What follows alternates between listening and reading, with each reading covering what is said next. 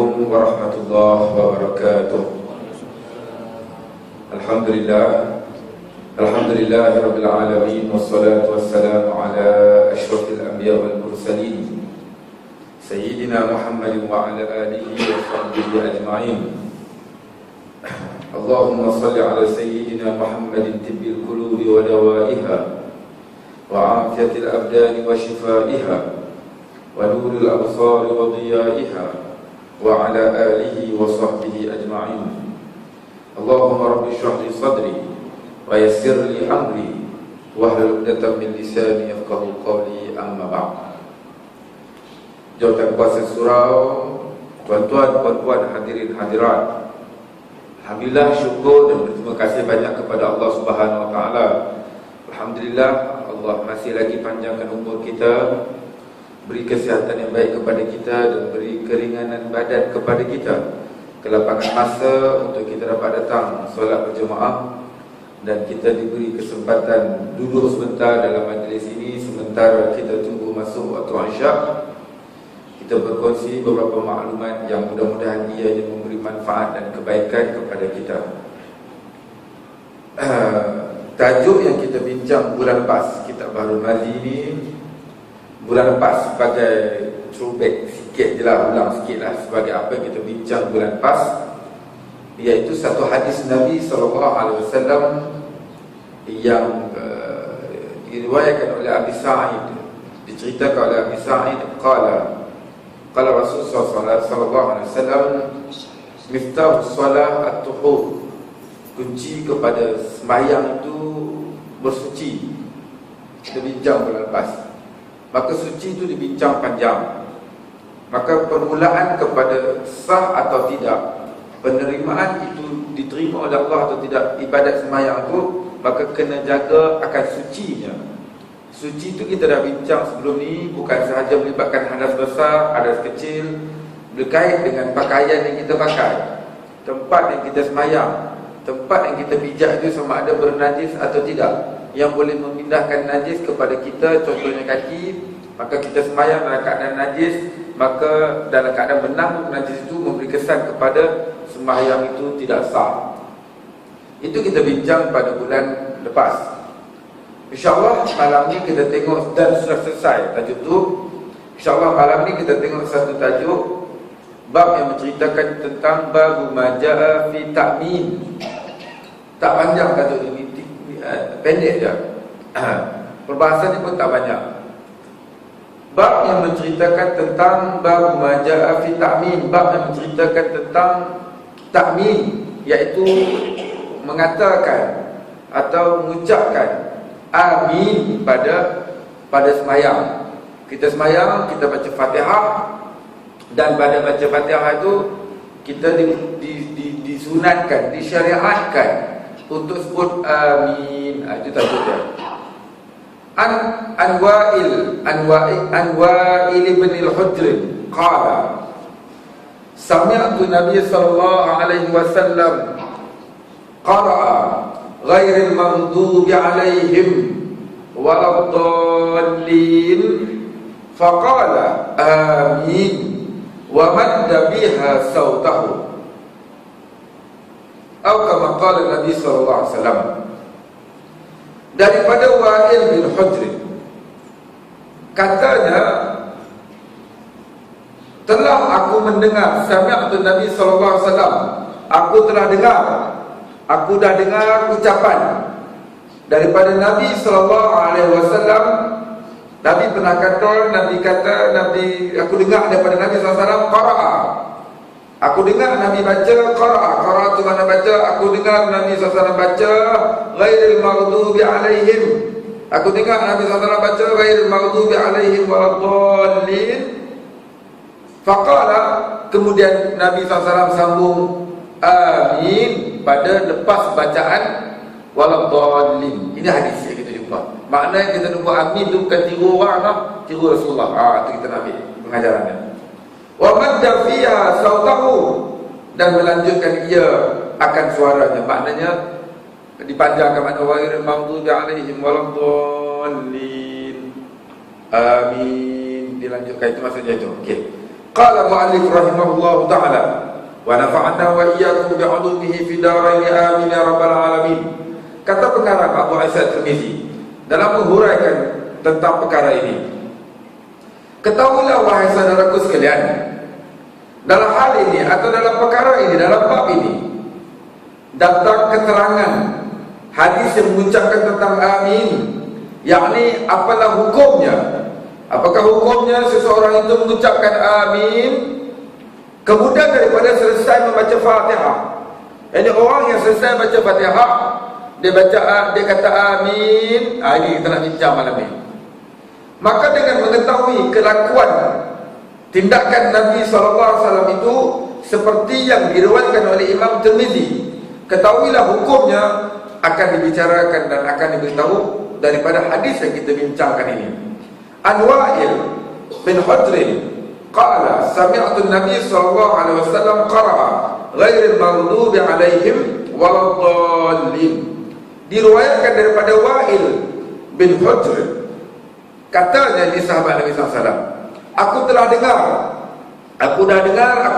Nabi SAW baca ghairil maghdubi alaihim waladdallin pada Fatihah daripada sembahyang jemaah. Dia dengar dalam sembahyang jemaah, dalam satu solat sembahyang jemaah, dia dengar Nabi SAW baca Fatihah itu.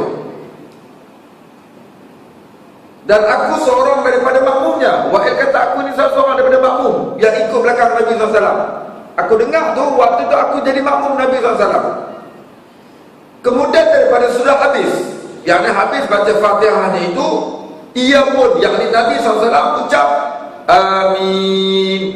Ni yang dapat last daripada Nabi SAW.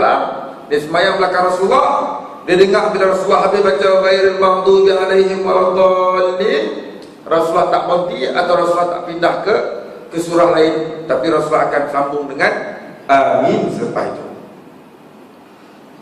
Adalah Rasulullah SAW mengucapkan amin, tidaklah ia mengambil nama mengucap sahaja, bahkan dengan kaifiat yang maklum sebagaimana kata Wa'il. Rasulullah ni bukan buat saya saja, tapi ada kaifiatnya, ada caranya, yakni berhenti yang sekejap kemudian amin. Ada hadis yang dhaif, hadis dhaif saya sebut hadis dhaif. Ada hadis dhaif yang cerita tentang selepas kita, tak kisahlah imam ke makmum ke dia sembahyang, dia baca waladdallin. Hadis dhaif yang saya sebut, dia doa lah hati dia, rabbighfirli wa liwalidayya, lepas tu bawa amin. Benda di dhaif ni tak ada masalah tuan-tuan, sebab itu beramal, bukan nak berhujah untuk beramal dengan diri masing-masing. Benda tu kau rosak apa pun, doa minta Allah ampun dosa kita, Allah ampun dosa kedua ibu bapa kita. Ghairil maghdubi alaihim waladdallin. Tak sampai 3 second pun dalam hati kita, rabbighfirli wa liwalidayya, ampun dosa aku ya Allah, ampun dosa mak bapak aku, amin. Saat tak sampai 2-3 saat pun, 2 saat tak sampai kalau kita dah biasa tu. Maka ada kelebihannya juga akan amin tu.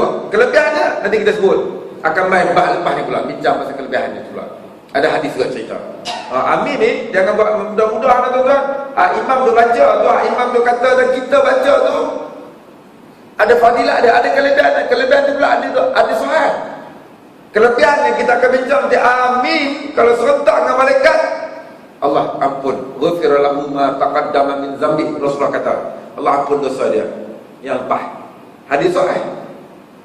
Nak sebutnya benda yang kita kata amin ni, senang kata, jangan mudah. Imam baca, imam sebut ghairil maghdubi alaihim waladdallin. Jangan buat mudah biar imam seorang. Nanti imam dapat kelebihan yang kita tak dapat. Kita sembahyang seorang kan, kita sebut juga, sembahyang jemaah pun sebutlah juga amin itu. Dan Nabi SAW mengucapkan amin itu dengan suarakan suaranya supaya didengar oleh makmumnya. Kerana manakala makmum mendengar amin itu, maka makmum pun turut ikut belaka, maka dapatlah fadilat atau kelebihan pada amin itu. Ni Wa'il kata dia dengar Rasulullah, dia dengar live daripada Rasulullah. Bila Rasulullah baca waladdallin, dia kata amin. Kemudian makmum ikut. Rasulullah kata dengan suara yang mana dengar akan amin tu sampai ke jemaah. Makna makmum dengar, bukan slow lah, makna dengar amin, makmum pun ikut juga amin, serta dengan imam yang menyebut itu.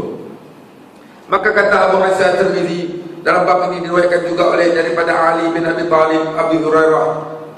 Hadis yang kita baca ni bukan Wa'il seorang saja yang cerita. Ali bin Abi Talib, menantu Rasulullah, Abu Hurairah sahabat Rasulullah pun berriwayat hadis yang sama juga.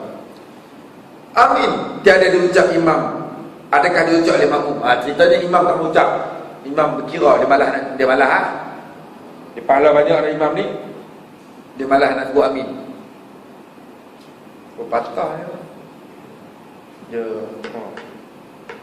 Bukan saya pergi batang, dia patah. Saya tak tahu. Terkepit dengan dia. Dia terkepit sepot ni. Boleh beli amal kot ni. Plastik ni patah. Saya tak tahu. Terkepit ke lama dah. Kan sebab mengamuk balik kursi ni. Kursi lah orang berebut. Kursi lah mahal tuan-tuan. Berebut nak kursi. Meja orang tak nak kursi. Kursi mahal. Kursi cukup mahal. Tak kisahlah di mana-mana pun kursi. Kursi saya tu nak apa kursi. Sini ada apa kursi? Tak. Masalah yang berikutnya ni, imam tiada ucap imam tiada ucap akan amin. Bagaimana keadaan makmum dia? Imam waladhdallin. Makmum nak abuk ni, nak ambil fadilat ni. 3 second nampak saya kata amin pun ni. Jenis imam jenis. Imam tak dapat ilham. Dia jadi malah nak buat kerja sangat. Kata Imam Syafi'i rahimahullah ta'ala, Imam Syafi'i rahimahullah ta'ala, dan jikalau dan jika meninggal akan imam akan ucapan amin itu, maka bolehlah makmum ucap akan dia dan beri dengarkan imam itu akan ucapannya. Imam Syafi'i kata, kalau jenis imam ni tak sebut. Ni kita mengaji malam ni, Imam Syafi'i kata kalau dah waladhdallin sampai ke hadis ni dah kata Rasulullah sebut macam tu. Kalau dah kata makmum ni nak sebut tapi imam tak sebut, mungkin terlupa ataupun mengajuk dengan isteri. Gaduh, malah buat wajib cukup lah kata. Amin ni sunat kan? Sunat tak sunat makmum ni. Lama imam ni tak sebut. Makmum dia kata amin. Isyarat kepada imam tu. Sama ada dia lupa atau tak lupa. Tak kacau semayang tu. Mudah-mudahan ingat dia akan ucapannya. Mudah-mudahan imam jadi ingat pula. Sebab kelebihan tu juga imam tu akan dapat nanti. Dan jangan makmum tinggalkan dengan sebab tiada ucap imam tu. Makmum kalau dah tahu nak ucap amin, imam dah baca, dia janganlah tinggal. Tak apalah, sekurang-kurangnya dia ingatkan, sekurang-kurangnya dia sebut untuk diri dia. Makmum tu sebut untuk diri dia sekurang-kurangnya. Maknanya kalau imam tinggal, janganlah dia ikut imam tu. Yang dia tinggal satu benda yang baik. Contohlah kita semayang, kan kita dengar Allahu Akbar, mikrofon, speaker duduk tepi tu dengar. Kadang-kadang speaker tu kuat, suara imam pun kuat. Dengar imam baca doa iftitah. Kadang-kadang dengar imam tu mic kat mulut dia dengar. Kadang-kadang kita dengar Allahu Akbar, imam angkat takbir. Tak ada baca apa tu, bismillahirrahmanirrahim, masuk Fatihah. Imam tak baca berdoa iftitah. Salah gaduh lah kat imam tu. Iftitah kau wajib pun, betul ya? Sunat lah. Jangan ikut imam tak baca, aku tak baca. Jangan macam tu. Itu cerita macam ni ya. Kadang-kadang time rukuk kita dengar subhanallah azim wa bihamdi. Kadang-kadang dengar imam tu. Tak dengar imam pun tak baca apa ni. Malah baca imam pun tak baca. Jangan macam tu. Itu contoh macam ni. Maknanya kalau imam tu tak baca, dia fikir dia. Adakah makmum ni benda yang sunat ni, kelebihan tu dapat pada diri dia. Bersebutlah amin. Minta Allah perkenankan apa yang kita nak tu. Paling penting jalan lurus tu, jalan yang lurus. Jangan duduk jalan yang sesat atas dunia ni. Seperti jikalau ditinggalkan takbir dan salam, nescaya tiadalah bagi makmum meninggalkannya.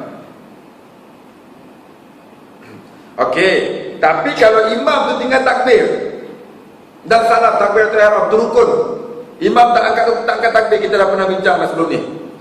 Ini tajuk yang sebelum ni, dia kaitan dengan sebelum ni. Tentang takbiratul ihram. Tajuk yang kita bincang sebelum ni. Imam datang terus, dia tak takbir dah masuk ya Bismillahirrahmanirrahim, Alhamdulillahirabbil alamin. Gila masa angkat takbir imam ni. Tu clear lah. Dia tak buat rukun, tinggal. Imam tu tinggal. Kita tinggal dah. Tak mahu kita tarik dia suatu jawatan. Kita take over jawatan tu, kita rampas. Jadi imam dah betul cara imam tu. Ni tu tak ikut rukun ni. Atau dia tak bagi salam. Duduk tayar akhir, kita tunggulah bagi salam. Lama sikit perut dia tahan. Orang lepas ni lepas sayang pula. Tiba-tiba imam bangkit belah macam tu je. Tak bagi salam pun imam ni. Jangan ikut tu. Imam tak kira kita berbangkit ke? Jangan. Maknanya ada benda yang rukun. Jangan ikutlah imam tu tinggal.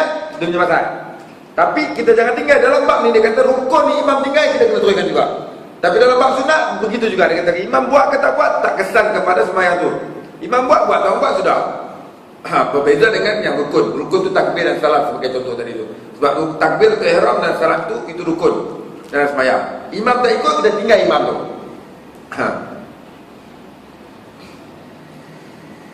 Maka jika tiada mengucap amin oleh imam tak ucap amin, dan tiadalah pula makmum, tiadalah pula diulang ucap akan mereka itu, dan tiada pula sujud sahwi. Tak ada dengan sujud sahwi. Kalau imam dah tak sebut amin, kau lah pakai lupa biar itu sepak tu satu masjid lupa sebut amin. Dengan makmum tak sebut, dengan imam tak sebut. Tak perlu nak ganti dengan sujud sahwi. Sebab sujud sahwi disunatkan dalam dua situasi. Sebagian kitab kata tiga situasi. Sujud sahwi disunat tuan-tuan lah. Sebelum bagi salam tu kan, lepas tahiyat akhir tu. Ada hadis tu. Sebab kita pernah tengok hadis sebelum ni. Bila lupa yang sunat terlupa atau sengaja, tak kisahlah. Yang sunat abad. Yang sunat abad saja. Sunat abad ni apa dia? Ba'dul wujub. Dia sebahagian daripada wajib. Dia tak wajib lagi, tapi hampir kepada wajib. Antaranya apa? Duduk tahiyat awal dan bacaan tahiyat awal. Bukan rukun atau tahiyat awal tu lah. Kalau kabut sangat, bangun lambat, nak pergi outstation, nak naik kapal terbang. Kapal terbang pukul 7, tapi pukul 6 kena check in lah. Pukul 5 duduk kat rumah lagi ni, mandi pun tak lagi ni. Semayang subuh kelang kabut. Semayang subuh tak boleh lah, mana ada tahiyat awal. Semayang apa? Semayang subuh, nak keluar awal. Nak check in pukul 12, pukul 2. Ni semayang subuh pun masuk ni. Kelang kabut dah takut terlepas kapal terbang. Tinggal tahiyat awal, bukan dosa apa pun. Contoh itu. Tapi jangan dikerapkan. Dalam hal ini, dia tu tak perlu tertinggal atau sengaja tinggal. Satu, tahiyat awal. Yang kedua,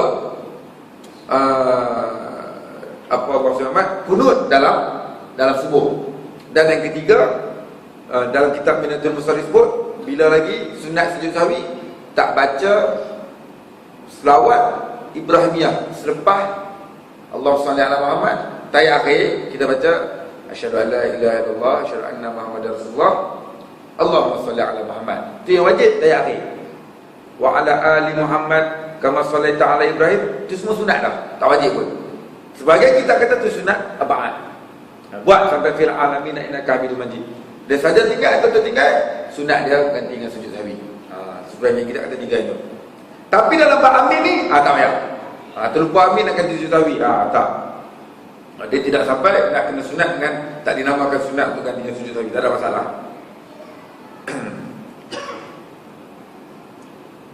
Amin itu siapakah mengucapnya di dalam sembahyang? Macam mana nak kena ucap amin ni?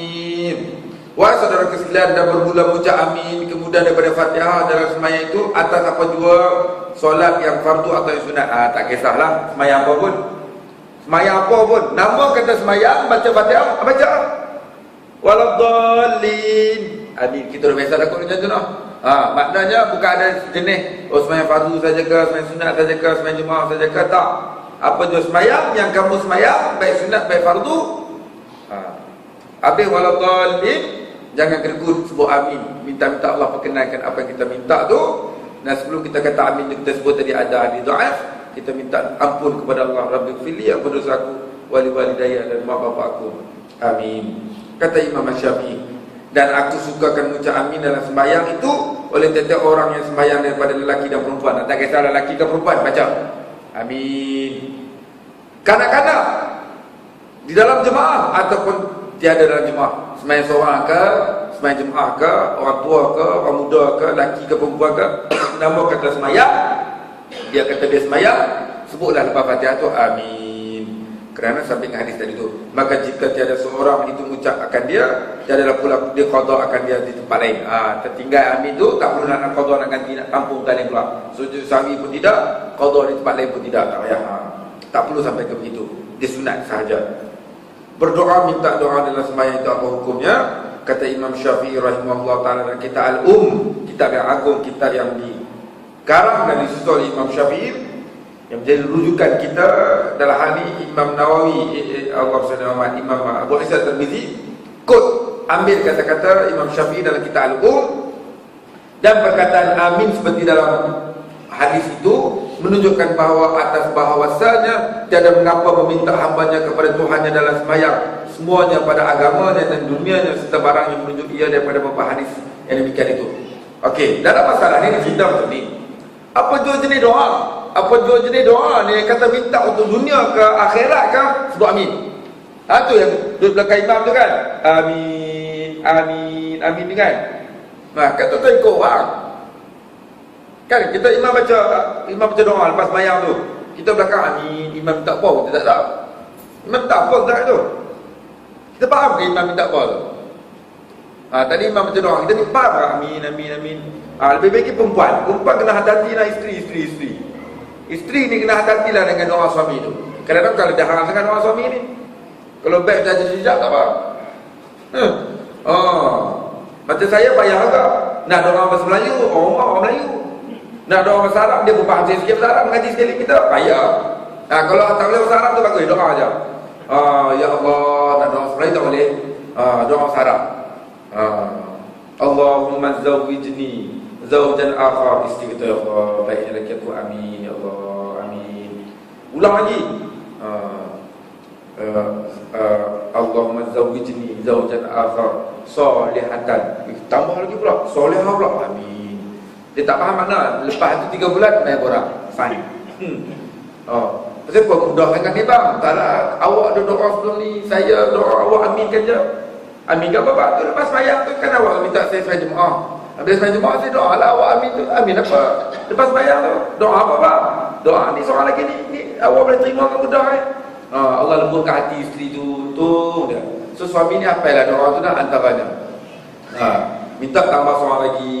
Bagus dapat isteri tak boleh cakap bahasa Arab ni. Tak apa, doa bagi perempuan, dia aminkan je. Sebab dia dengar malam ni amin tu kena ikut tak apa, ikut. Amin, bahawa minta Allah berkenan, baik dunia baik akhirat. Maka imam ni pula kalau jadi imam, dia jadi imam, dia baca doa, jangan bala doa untuk dia. Kadang-kadang kita jumpa dia baca doa tu untuk dia. Dia tak ganti nama tu kembali kepada ramai. Dia untuk dia. Kadang-kadang subuh saya pernah dengar, saya berhenti musafir, berhenti di subuh di satu tempat tu, doa subuh, Allahumma hadini fi man hadai, wa afini fi man afai, wa tawallani fi man tawallai. Makmum amin, amin. Aku tersudah imam ni. Dia seorang lah kali dapat hidayah, kita tak dapat hidayah. Dia doa tu dia. Imam ni aku rasa tak lepas PM ke apa ni. Taklah bila jadi imam jangan kena good. Doa tu ramai lah. Allahumma hdina fi man hadait wa afina fi man afai. Ganti doa tu kepada nahnu kami. Nah di belakang tu nun alif ubah makna tu.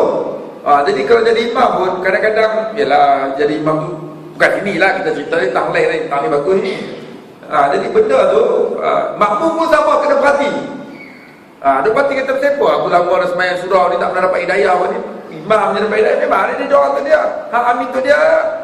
Jadi dah ni sama-sama lah, sama-sama kita ni ada ilmu sikit-sikit lah. Sekurang-kurangnya kita tahu ni doa untuk amal-amal ni. Seperti contoh doa kunut tu paling mudah lah, doa kunut tu. Allahumma hdini, petunjuk kepada aku, dini, nun ya nisbah kepada aku. Tukar nun ya tu buang, ganti kepada nun alif. Allahumma hdina fi man hadait. Na tu kembali kepada plural. Ramai. Dengan singular tu seorang. Jadi kita yang nak amin ni, nak minta Allah perkenan ni, baik dunia atau akhirat. Imam Syafi'i kata, minta Allah tak ada hal. Wa idza sa'alaka 'ibadi anni fa inni qarib ujibu da'watad da'i idza da'an. Allah kata, Allah firman, bila Allah kata kepada Nabi SAW, bila orang tanya, wa idza sa'alaka, bila orang bertanya kepada kamu Muhammad, anni, tentang aku, tentang Allah, jawab, bagi tahu dekat hamba yang bertanya tu, fa inni qarib, katakan Tuhan ni hampir. Tuhan ni, Allah kata kita, Allah ni dekat dengan kita. Allah yang kata fa inni qarib, Allah ni hampir dengan manusia ni, dengan hamba-Nya. Wa idza sa'alaka 'ibadi 'anni fa inni qarib ujibu da'watad da'i idza da'an. Bila hamba tu berdoa, aku berkenan dengan apa yang dia minta. Minta tuan-tuan, minta. Allah suruh minta. Dengan manusia minta, lama-lama dia menyampah. Minta aja, macam minta aja. Minta. Minggu lepas pun orang ramai marah. Minta aja, minta subsidi lah, minta. Usaha sendiri. Jangan minta sangat. Duit tak pernah banyak lah dia ni. Marah lama-lama minta. Dia minta hak kita tak apa, dia ambil hak kita tak apa. Tapi orang, ambil, dia minta balik. Manusia. Sehari tu minta balik, dia main kakak ni tak suka. Tapi dengan Allah, minta. Sombong kalau tak minta dengan Allah. Allah benci kita tak minta dengan dia, minta dengan manusia lagi teruk. Maka adalah ni kita minta dengan manusia ni. Sebab manusia ni walaupun dia nama dia pemurah-pemurahnya, jimat tu, semua orang tahu kata dia pemurah. Tapi memang semua orang tahu dia pemurah. Nak tahu pemurah manusia ni, jumpa dia jimat. Pinjam main pukul lepas maghrib, jumpa dia jimat. Saya ni malu nak abang ni, tapi kata terpaksa kan. Apa? Kereta saya masuk workshop. Ni nak ambil rumah ni, dia pejabat nak balik lagi ni. Tak apalah, ambil. Kereta saya dapat gaji tu. Ambil lah dia. Hari pertama ambil pukul 8, pukul 10 buat tak. Kawan duk lelak nak tidur lah tu. Esok lepas subuh main lagi. Jimat. Siapa? Kereta lagi ke? Kereta dekat lah. Siapa? Rumah nak pergi kelas aerobik pagi ni. Nak hantar lah, kereta tak siap lagi. Mau kelas aerobik pula. Ambil lah, tapi jangan lambat sangat tak. Minyak tu bagi isi ke? Dia tambah sikit ayat tu. Semalam ambil saja ya. Hari ni minyak pukul 3, pukul 4 main sekali lagi pula. Jimat punya kereta. Siapa tak siap lagi? Nak siap dah, tapi duit tak nak bayar kat workshop tu. Betul nak pergi mana? Nak pergi cari duit, nak pergi pinjam kat kawan, nak pinjam kereta ni. Dia offer tak pinjam duit jimat ni. Tak apa nak ambil lah kereta, tapi jangan lambat kan. Hari keempat, nampak dia jauh, nak main pinjam. Nampak main lagi budak ni. Jimat tu buka pintu dah hari keempat tu. Kali keempat tu. Pasal tak buka pintu dah. Kalau buka pintu pun lain nak buka dah. Main minta kat kerap ni dengan manusia, dia ada limit. Walaupun dengan abang sendiri, dengan adik sendiri, dia ada batas dia, dia ada batas dia. Tapi dengan Allah ni, minta lah banyak mana pun tidak. Sebab Allah ni ghani, Allah ni kaya. Kerajaan Allah ni sangat kaya, tak pernah kurang pun perbendaraan dan kekayaan Allah tu. Maka minta ni, kalau kata kita minta berjemaah ni dalam hal ini, maka sebutlah amin. Amin itu bukan saja nak minta Allah perkenankan. Wajib ke tak wajib pun. Amin bersambung dengan Rabbil Alamin sebagai contoh. Apa hukumnya? Ghairil maghdubi alaihim waladdallin. Terus amin bersambung pula. Kata Imam Syafi'i, dan jikalau berkata seorang itu amin berserta dengan akan perkataan yang lain daripadanya itu, maka daripada itu dia sebut, contohnya dalam hal ini dia sebut amin Rabbal Alamin contoh. Amin dia amin Rabbal Alamin pula. Amin Rabbal Alamin pula. Apa hukum dia? Dalam keadaan ini, kata Imam Syafi'i, itu adalah zikrullah, itu zikir yang diingat kepada Allah. Amin mana perkenankan Rabbal Alamin, Tuhan sekalian alam. Dia minta kepada Tuhan sekalian alam. Dan jikalau daripada zikrullah itu saya ia lebih elok dan tiada merosakkan akan solat itu, dan apa yang disebutnya itu tiada mencacatkan. Tak ada apa-apa. Imam Syafi'i kata tak ada masalah. Kalau jemaah disebut Rabbal Alamin, maka demikian itu, maka janganlah ada seorang daripada memikirkan batas sembahyang itu dengan zikrullah. Jangan cepat mengukur orang kata tak sah sembahyang tu atau batal dengan sebut amin. Kita dengar sebut amin, betul Rabbal Alamin pula. Macam contoh kita bincang dalam bulan lepas, orang angkat takbir, Allahu Akbar kabira walhamdulillahi katsira. Dia angkat takbir tapi ditambah pula. Dan angkat takbir Allahu Akbar, cukuplah takbiratul ihram, tapi ditambah lagi Allahu Akbar kabira. Banyak ayat ke apa ni? Kita tahu imam ni sudah rosak tak sembahyang? Tak rosak, tapi cacat sikit lah. Pelik dia orang. Jadi dalam tu dia tak rosakkan sembahyang. Macam zikir ni pula, Imam Syafi'i kata kalau ada orang tambah amin, dia dengar lagi Rabbal Alamin, benda tu tak rosakkan sembahyang, tak cacat. Hak amin tu elok lah. Tapi kalau dia buat tu soalan dia, bukan suruh buat, bukan persoalan suruh buat, persoalan dia batalkan tak sembahyang. Hukum fiqh bincangnya tu, maka adalah hak tu tak membatalkan sembahyang. Sebab tidak ada, sebab zikir kepada Allah tu, benda itu tidak mencacat dan merosakkan sembahyang, kata Imam Syafi'i rahimahullah ta'ala. Amin makmum kemudian daripada imam atau menyertainya, nak sama ke atau tak sama. Imam Nawawi rahimahullah ta'ala kata dalam kitab Syarah Muslim, pada beberapa hadis yang tersebut dalam Sahih Muslim menunjukkan sunat mengucap amin mengiringi Fatihah bagi imam dan makmum. Sunat iaitu munfarid bersendirian dan bersamaan dengan imam, berserta dengan imam. Amin serta dengan imam dan makmum. Jangan bersepah. Amin, amin, amin, amin. Bersepah amin tak boleh suka ya amin. Cacat. Sebab kita akan tengok hadis yang kemudian daripada ni ada kelebihan dan fadilat. Bagaimana yang kata kalau bersertaan itu ada kelebihan yang tertentu yang dijanjikan oleh Nabi SAW. Maka yang baik dan sunatnya adalah serentak. Tak mau baca, jangan buat kacau. Ni grup ni amin, lepas tu rosak kena pula amin. Dah kali cacat sebagai jemaah tu. Tidak serentak mereka. Wa idza qala waladdallin faqalu amin, dan apabila berkata imam waladdallin, dan taklah berkata ya sekalian makmum amin. Amin itu sunat dinyaringkan dia, kata Imam Syafi'i rahimahullah ta'ala. Dan disunatkan bagi imam yang sembahyang menunggal menyaringkan dengan mengucap amin, dan begitu juga bagi makmum atas mazhab, iaitu mazhab kita Syafi'i dengan pendapat yang sahih. Maknanya dia kena jadi imam dengan jemaah makmumnya amin, sunat sebut. Tadi kita dah sebut tak perlu nak ganti dengan sujud sahwi, tak rosakkan sembahyang, tak cacatkan sembahyang pun. Tapi benda yang kita bincang ni amin itu benda yang sangat digalakkan. Inilah tahsil, yang hasil daripada mazhab kita, yakni Syafi'i, yang sesungguhnya telah ijma', yakni telah sepakat umat atas bahawasanya yang sembahyang menunggal itu, yakni sembahyang seorang-seorang pun, amin juga sembahyang tak jemaah pun. Dan begitu juga mengucap amin imam dan makmum pada sembahyang yang tiada nyaring.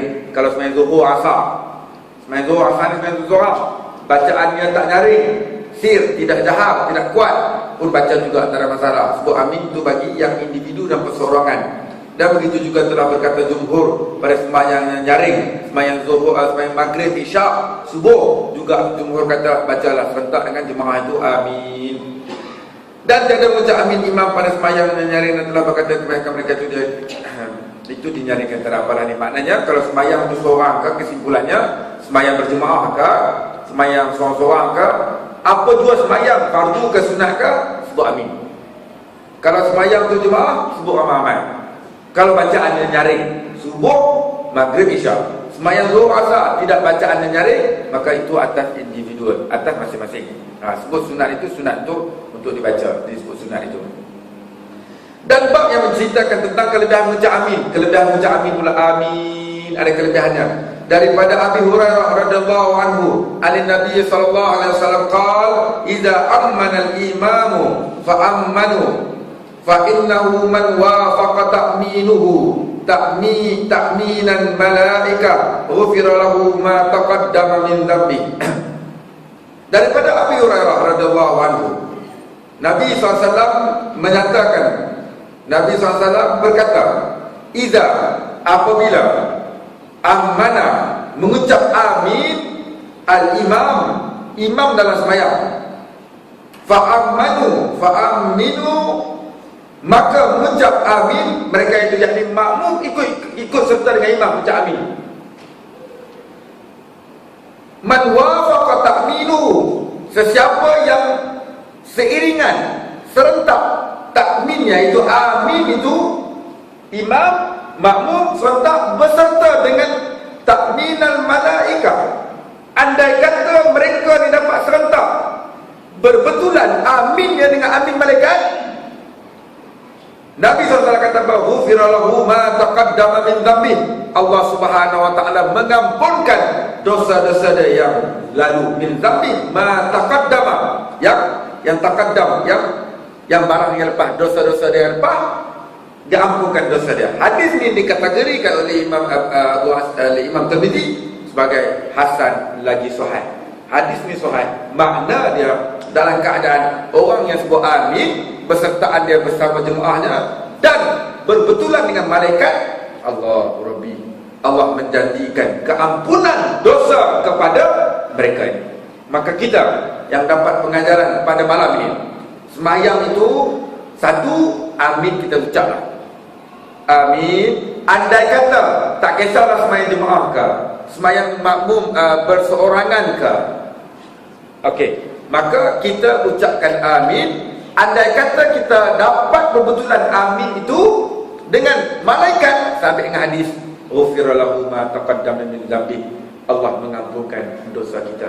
Kita ni nak minta ampun banyak, takut tak dan kelang kabut kita banyak kerja yang kita buat, tak ada nak minta ampun dengan Allah. Maka berbetulan dengan hadis yang kita jumpa malam ni, maka orang yang dia itu berserta dengan malaikat, dikatakan berserta dengan malaikat amin itu, Allah Subhanahu Wa Taala menjanjikan keampunan kepada dia. Mudah-mudahan kita ambil fadilah ni untuk kita rebut bila kita sembahyang, jangan ditinggalkan amin, dan kita mengharapkan amin itu serta dengan malaikat. Mudah-mudahan Allah ampunkan dosa kita. Seperti di sini dulu, yang baik dari Allah, yang kurang tak kelemahan saya minta maaf banyak-banyak. Subhanakallahumma bihamdik asyhadu an la ilaha illa anta astaghfiruka wa atubu ilaik.